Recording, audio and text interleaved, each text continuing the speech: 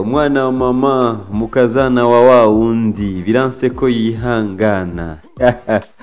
Yes, wa musista wawe wa mwigeme wa wundi wa mwigeme wari usanzwe ukunda cyane muri La Vache Entertainment birangiye ashize amaboko hejuru babandi bati ndadugije ndi oleme. Ati biranse ndanse kwihangana amabwa noba naraboneye muri La Vache Entertainment ndatashe ndagiye nisubiye ku Gatumba. Nshuti yanje Nitasha Oda yamaze kugaragaza yuko abihevye by'ama record label ya La Vache Originale, La Vache Entertainment record label ya Alvin Smith. Ati management yiwe ni ibintu byinshi, harimo mafuti, harimo manyanga. Mama we, atarimwo manyanga, harimo ibintu byinshi ndanse ndahevye.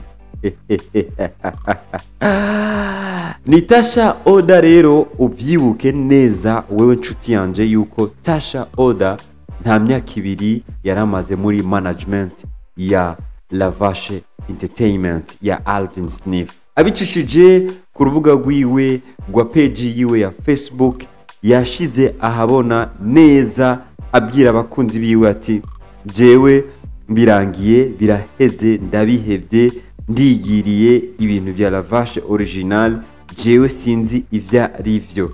Tasha Oda rero yanditse ubutumwa bukomeye ku bakunzi biwe, yanditse ubutumwa buremereye kuri La Vache Original.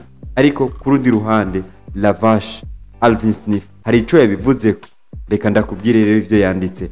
Tasha Oda yanditse ati hello family, nizere ko mumeze neza aho muherereye hose. Juste kubamenyesha yuko ntakibarizwa muri management ya La Vache Entertainment isanzwe irongowe na Alvin Smith. Imvo ni nyinshi zatumye nshima guhagarika gukorana nawe, n'ibindi biraboneka kuba maze amezi 6 ntasohora igikogwa, kandi muri kontra handitse ko nzoza ndasohora igikogwa kwezi ku kwezi canke abiri bitevye. Vuba ndabamenyesha kuri management bishasha tugiye kubandanya ibikogwa bishasha. Abakunzi banje mukomeze kuntera intege, ndizera ko ejo hazoba heza, murakoze, Imana ibahezagire. Aya n'amajambo ya Tasha Oda kuri page yiwe ya Facebook kuri uyu munsi wa kabiri igenekerezo rya 3 ukwezi kwa 6. Arono sinzi ikibazo coba carabaye. Ilevre mu butumwa bwiwe uravyumva neza yuko yagize ati ni ibintu byinshi, ariko kimwe muri kontra yacu ibimeza yuko ku kwezi nzoza ndasohora indirimbo nshasha canke bitevye demwa.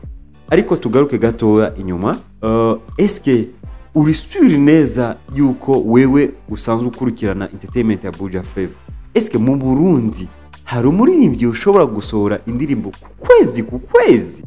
Iki kintu muri kontra nimba kiriyo koko, antuka je nibaze yuko bari bahendanye. Wibuke neza yuko muri kino gihe Alvin Smith ariwe CEO wa La Vache Entertainment atakibarizwa cyane mu Burundi, ahanini kenshi yibereye mu gihugu ca Kenya, aho atakija cyane mu muziki, yibere cyane mu mafilme, yibere cyane mu filme, mu comedy. Antuka nibaze yuko iki kintu kirakomeye.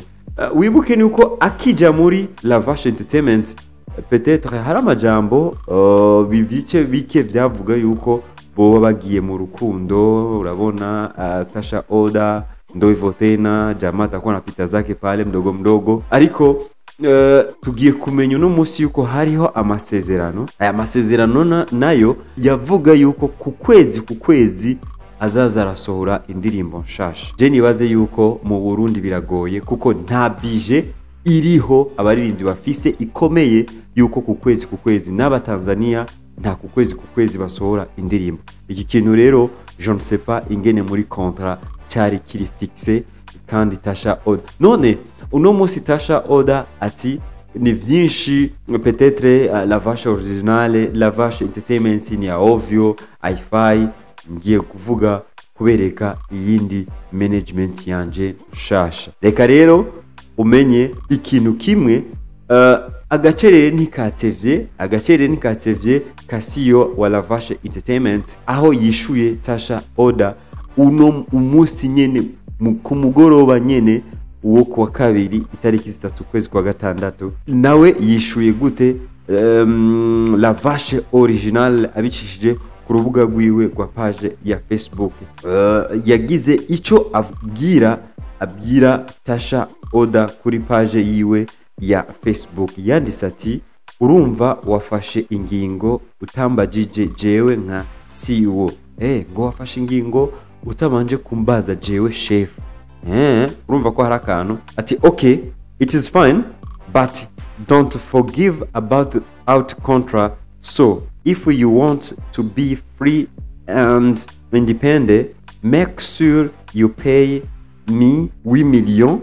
Burundi money then I will give you the access to your platform like YouTube n'izindi aho ndahejeje kuvuga kandi utabikoze ndakwitwarira urumvise amajambo ya Alvin Smith ati nukuri d'abord akona kagaye nagasuzuguro kubona wandika ivyo bintu ushima kuva muri la vache entertainment utamanje kumbwira ibibazo uwo ufise ukacufata ingingo yo kuvamo peut-être aha Tasha Oda arashobora kuba afise uwundi management deja yamubwiye ati oya bivemwo twigire urumva naho Alvin peut-être arashobora kuba iki kintu yoba kizi ati wibuke rero neza yuko mu masezerano wasinye sister cyangwa ndamwite sheri wemeje neza yuko uzondiha 8 million kugira ndaguhe access y'ama platform zawe zose nka notama YouTube ama platform nukuvuga ko iza gukuvra za dépenses wakoresheje canke utabigize ivyo ndakwemereye yuko ndakwitwarira yumvise ko ibintu bishobora gukomera muri Buja Flavor hagati ya Alvin Smith hamwe na Tasha Oda iki kintu rero sinzi kizoherera he ariko nibaze yuko cette fois iki kintu gishobora kuba gikomeye kandi gishobora kuzana intandaro ikomeye aha je nosaba yuko Amicale des Musiciens du Burundi iziratangura gukanura amaso yinjira ndetse mu bibazo by'umuziki ibibazo by'umuziki kuko hamaze igihe hari uguterana amajambo hagati ya bamwe mu baririmbyi uno munsi haje iki kintu kandi gishobora gukomera kuko deja uno munsi Alvin Smith amaze kwemeza yuko agiye kumwitwarira adatanze izo 8 million miliyoni 8 urumva ko bikomeye kandi mu majambo biragaragara yuko yerekanye yuko Tasha Oda yoba yakoresheje gusuzugura la vache entertainment record label yiwe kuko bien sûr que oui avanye ko yo yari kujayo yari kumanza kubwira Alvin Smith no nivyo birashoboka ariko d'autre côté peut-être nituzi Tasha Oda yiteguye gute peut-être ashobora kuriha izo 8 million bigaherera ngaho hanyuma akaca yigira ariko 8 million pourquoi 8 million ico umenya coco nuko Tasha Oda nta myaka ibiri yarasanzwe ari muri record label canke muri management ya la vache entertainment iki kintu jewe sinzi ko mu Burundi vraiment dukwiye kwiga la stratégie yo kumenya ama record label na management yakora gute kuko umenga barabivangatiranya uno munsi avuga yuko yari muri management kidi management c'est-à-dire quoi kidi contrat bakoreye yari kuja muri parti yahe donc indirimbo zine Tasha Oda yakoze mu mwaka umwe yarasanzwe ari muri